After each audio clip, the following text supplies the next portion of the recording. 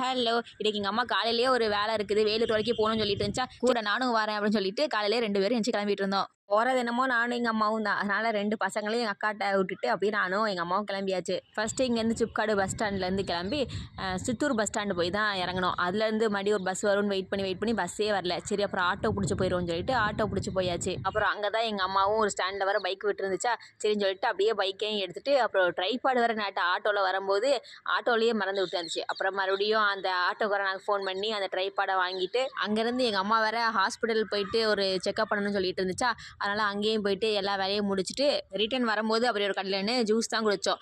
எந்த ஜூஸ் கடை போனாலும் ஃபஸ்ட்டு நான் ஆர்டர் பண்ணணுமோ ரோஸ் மில்க் தான். அதை தாண்டி தான் மற்ற ஜூஸ் எல்லாமே. அப்புறம் அப்படியே ரிட்டன் வரும்போது இந்த வேலூர் கோட்டை அதெல்லாம் சும்மா அப்படியே ரன்னிங்லேயே மேல்டாப்பில் எல்லாத்தையும் பார்த்துட்டு அங்கே இங்கேன்னு ஒரு ஸ்டாப்பிங் போட்டு நிறைய எங்கள் அம்மா வாங்கிச்சு.